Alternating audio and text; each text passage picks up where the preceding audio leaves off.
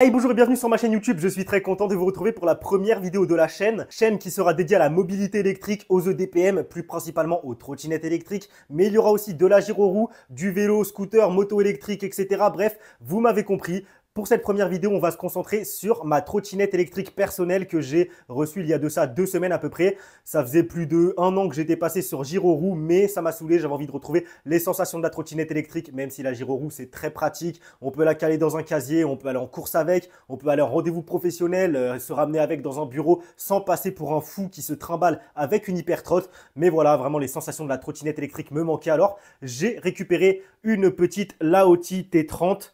Acheté neuve sur Banggood, franchement, un très très bon rapport qualité-prix, même imbattable. Une trottinette avec une énorme batterie dans ce gros deck de 33,6 ampères-heure. On a 3200 watts de moteur, donc on est sur un dual motor. À l'avant, à l'arrière, 1600 watts chacun. Tout ça pour un prix défiant toute concurrence. Tenez-vous bien, accrochez-vous. Je l'ai payé 870 euros à peu près, entre 870 et 880 euros. 33,6 ampères-heure de batterie, 3200 watts de moteur, donc 1600 watts à l'avant, 1600 watts à l'arrière. Je ne sais pas si vous en rendez compte, on est sur une autonomie. Si vous roulez en mode éco, si vous êtes à peu près à 25 km/h, vous faites de la ville, etc., vous allez pouvoir faire les 100 km d'autonomie très facilement. Croyez-moi, les 100 km d'autonomie ne sont qu'une formalité avec 33,6 ampères-heure de batterie. Si on roule comme un bourrin, comme moi, on est un petit peu tout le temps à fond, etc. Mais bon, évidemment, en ville, on essaye de se faire un petit peu plus discret. Les 50 km, ultra facilement sans aucun souci. Donc franchement, je trouve que c'est plutôt pas mal. Moi, j'avais vraiment besoin d'une grosse autonomie car je fais beaucoup de gros déplacements. Il m'arrive de faire des rides de plus de 50 km, enfin 25 km aller, 25 km retour, voire un petit peu plus. Et au moins, ça permet de ne pas avoir à charger sa trottinette H24. On sait que la plage d'utilisation optimale d'une trottinette, c'est entre 20 et 80% de batterie. Donc, ça laisse un petit peu de marge. En gros, moi, j'essaye de respecter ça, de ne pas la charger au-dessus de 80%, de ne pas la décharger en dessous de 20%. Et vu la grosse batterie qu'on a dans cette jolie bête, eh ben, ça suffit amplement.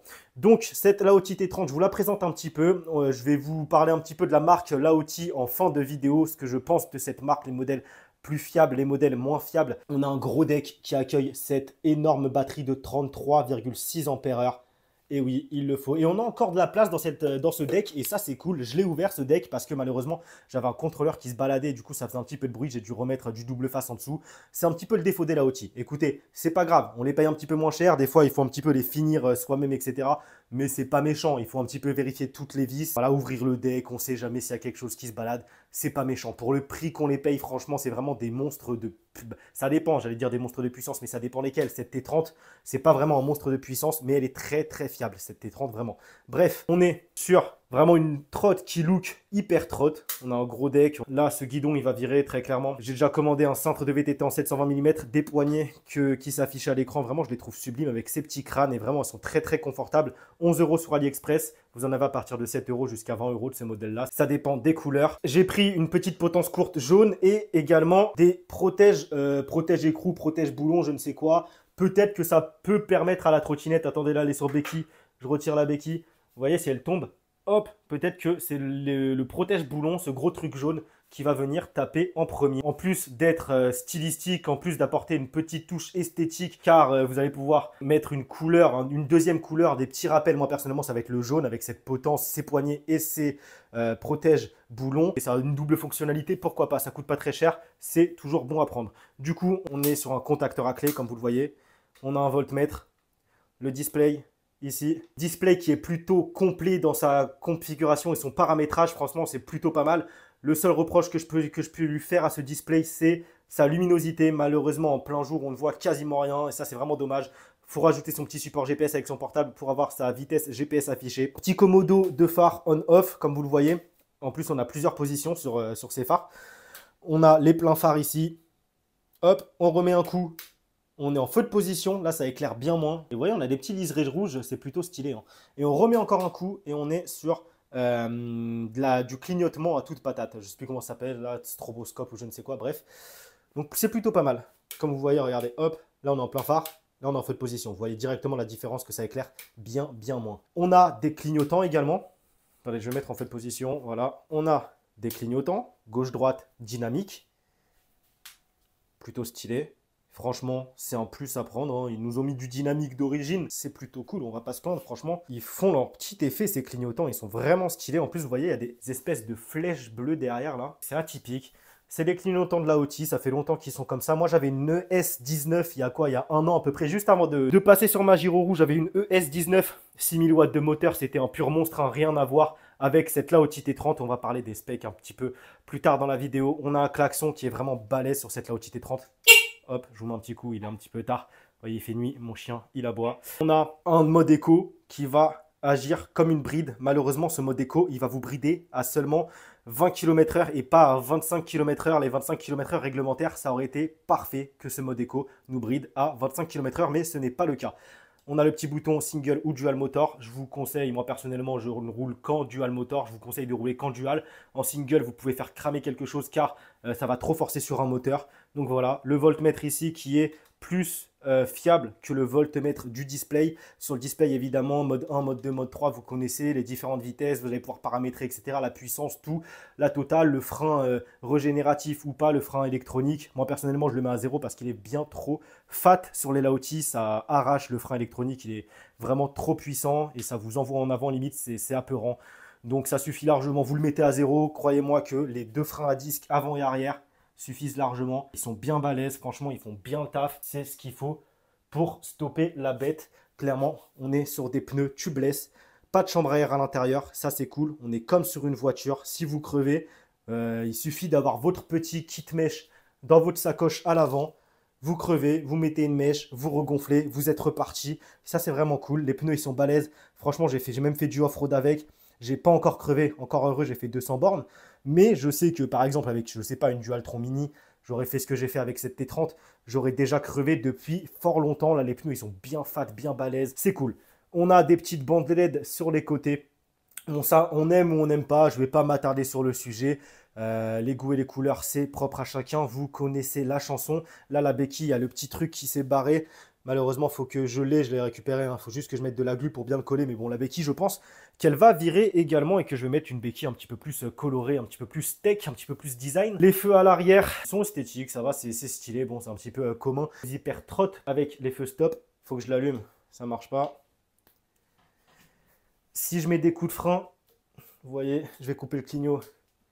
On a les feux stop qui pètent bien la gueule quand même. Malheureusement, bon, ils sont quand même en dessous. Si on est une voiture, on est bien plus haut. Des fois, les feux de position, là, on va pas trop les voir avec ce garde-boue en posant ou quoi. Bon, ça va dépendre. Libre à vous de rajouter des petits feux ou quoi derrière. On n'a pas de marchepied et ça, c'est dommage. On n'a pas de marchepied d'origine, mais c'est très facile d'en installer un. Vous voyez qu'on a tout ce qu'il faut. Ici, vous allez pouvoir facilement en installer un. Allez fouiller sur les groupes Facebook, ça se fait sans aucun souci. Le grip, moi personnellement, il va dégager. Je vais mettre une plaque en plexiglas qui est bien plus esthétique et qui se salit bien moins, bien plus facile pour le lavage. Niveau pliance, niveau pliabilité, vous avez juste à tirer ici, boum, et après vous tirez ici.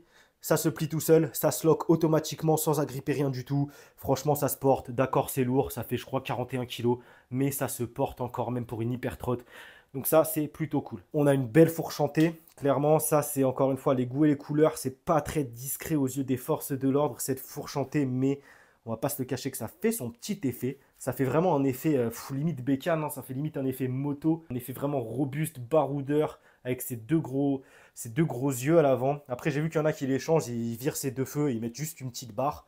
Il y a beaucoup de custom hein, sur ces trottinettes, sur la Laoti, il y a beaucoup de custom. Il y en a qui mettent des guidons cross avec une mousse, il y a un peu de tout. Bref, je vais vous parler un peu du comportement de cette Laoti. On a abordé un petit peu toutes ses caractéristiques et son design. Ah oui, ses suspensions évidemment, hein.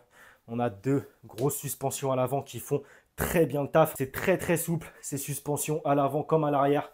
Ah, je suis désolé, elle est très très sale là. Elle fait du off-road.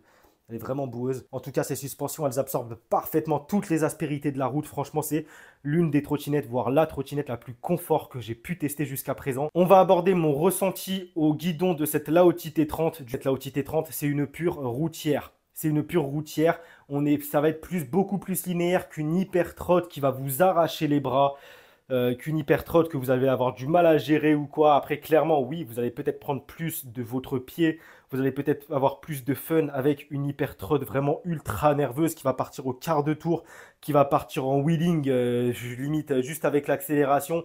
Mais cette Laochi T30 vaut le détour si vous n'avez pas envie justement d'avoir un surplus de puissance limite inexploitable. On va pas se le cacher qu'à un moment, bon, de la puissance pour de la puissance. Une trottinette qui monte à 60 km/h compteur. Il est à peu près fiable ce compteur, hein. Clairement, on sera en réel 55-57.